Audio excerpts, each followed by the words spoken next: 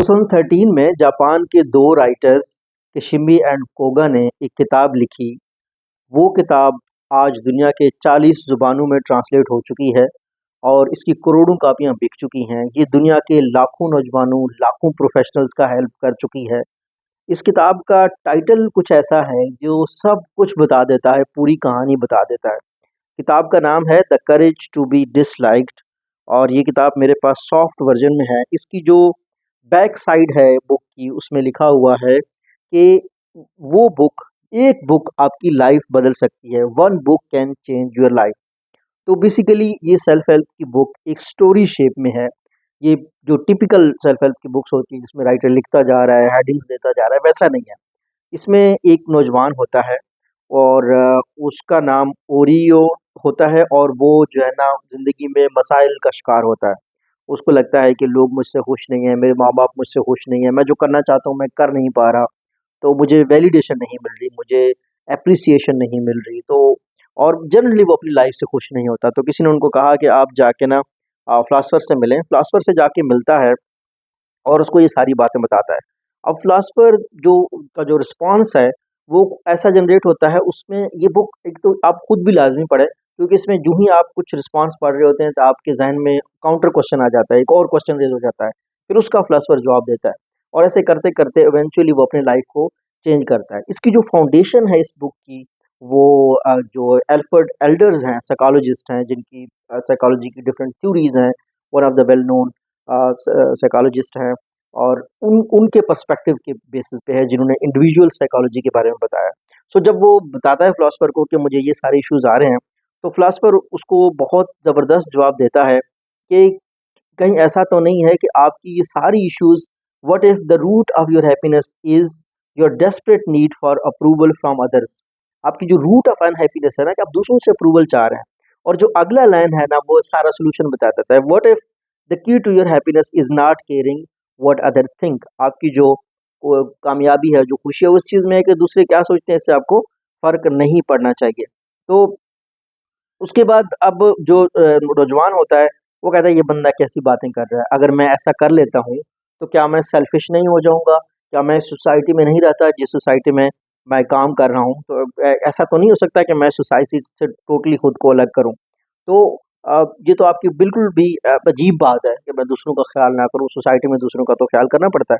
तो फ़र्दर उसको ना फिर स्टेप वाइज़ गाइडेंस देता है और उसमें सबसे पहली जो बात नज़र आती है, वो ये है कि सबसे पहली चीज़ तो ये है ना कि आप ये देखें कि आपको जो जो करेज टू बी डिसलाइक्ड है, दूसरे अगर आपको नापसंद करते हैं, इससे कोई फ़र्क नहीं पड़ता। ये आपकी पहली फ्रीडम होनी चाहिए, जो आपने सोचना है कि अगर कोई मुझे वैलिडेशन नहीं भी करता, मुझे डिसलाइक करता है, तो इसमें कोई बात नहीं। दूसरा जो उसका पॉइंट है, जो उसको बताता है, वो होता है कि जो टास्क होते हैं ना, आपकी लाइफ़ के जो काम होते हैं, उसको आप रिलेशनशिप के साथ अलग करके देखो।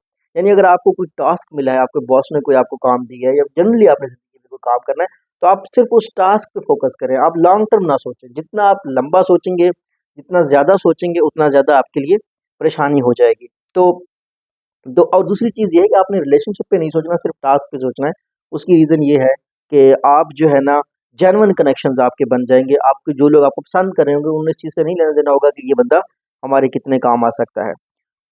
अच्छा, तीसरी चीज़ थी कि आपने दूसरों से कंट्रोल नहीं होना और सबसे जो अहम चीज़ होती है आजकल, आप कोई भी किसी भी चीज़ में लोग फ़ेल होते हैं, वो खुद को विक्टिम समझते हैं। जो विक्टिम की फ़िलॉसफ़ी है कि जी मैं 5 साल पहले वहाँ नाकाम हुआ, यहाँ नाकाम हुआ, यहाँ नाकाम हुआ, तो अब मेरी सारी लाइफ़ फेलियर की है, ऐसा नहीं होता। और ऐसा मुख्तलिफ जगहों पे बुक में एग्ज़ाम्पल्स भी फ़िलॉसफ़र देता है उसको, कि लेट्स से कोई एक बंदा है, वो 10th ग्रेड में फ़ेल हो जाता है, वो एफएससी में फ़ेल हो जाता है और वो आगे स्टडी नहीं कंटिन्यू करता। तो अब कोई बंदा सिर्फ़ ग्रेजुएशन तक पढ़ पाता है। सो ज़रूरी नहीं है कि वो बंदा जो है ना लाइफ़ में एक फेलियर है। कोई बंदा एक सर्टेन क्लास में फ़ेल हो गया, तो हो सकता है उसमें उसकी परफ़ॉर्मेंस अच्छी नहीं रही हो, तो वो किसी दूसरी जगह पे नया चैप्टर शुरू कर सकता है। So this is something wonderful कि आपने खुद को पास से नहीं देखना और खुद को विक्टिम नहीं तस्वुर करना। अगर आपसे कुछ नहीं हुआ, सो नहीं हुआ। लोगों ने कुछ कहा कि आपसे नहीं हो सकता, तो इससे क्या फ़र्क पड़ता है? आप कुछ और करो और वो पुरानी चीज़ को भूल जाओ। ये आपने खुद को लेबल नहीं लगाना कि मैं एक फेलियर हूँ। और दूसरी चीज़ जो इम्पोर्टेंट होती है कि आपकी जो लाइफ़ है वो किसी दूसरे का बिज़नेस नहीं है और आपने रिकॉग्निशन नहीं देखनी और आप दूसरों को नहीं चेंज कर सकते, आप खुद को चेंज कर सकते हैं। आपने अपनी एक पर्पज़ बनानी है, आपने अपनी एक डायरेक्शन बनानी है, जिसकी मैं आपको क्लियर कट मिसाल देता हूँ। फॉर एग्जांपल मैं वीडियोज़ बनाता हूँ, मैं इसलिए नहीं बनाता कि मुझे बहुत ज़्यादा व्यूज़ चाहिए या मुझे बहुत ज़्यादा वीडियो शेयर नहीं करनी है। मेरा एक पर्सपेक्टिव है और वो ये है कि I have to keep myself updated all the time. I have to prepare something that is reviewed, that gives me feedback, and then I can improve my work.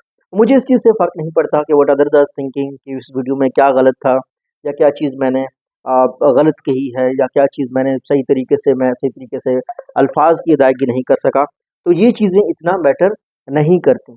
Matter क्या करता है? मैटर ये करता है कि मुझे जो कंस्ट्रक्टिव फीडबैक मिल रहा है, मैं अपनी ज़ात पे फोकस करूँ कि मैं उसको कैसे इम्प्रूव कर सकता हूँ, ताकि अगली दफ़ा अगर किसी को जनरली ये नहीं पसंद कि देखिए जी आप जो है ना वीडियोज़ क्यों बनाते हैं, आप ये कंटेंट क्यों लिखते हैं, तो उसका तो कोई हल नहीं है।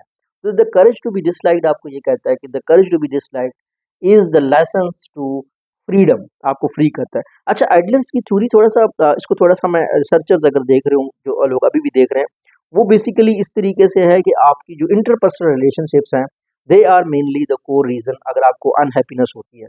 और ये थोड़ी एडल्ट्स की थ्योरी जो साइकोलॉजी की हैं, जिस साइकोलॉजिस्ट के काम के ऊपर ये बुक है, वो ये कहती है कि जो फैमिली का सबसे बड़ा बेटा होता है, वो बड़ा रिस्पॉन्सिबल होता है और जो जूनियर बेटा होता है, वो रिबेलियस होता है। तो हमारी फैमिली रिलेशनशिप से भी बड़ा फ़र्क पड़ता है, जो साइकोलॉजिस्ट हमें बताते हैं।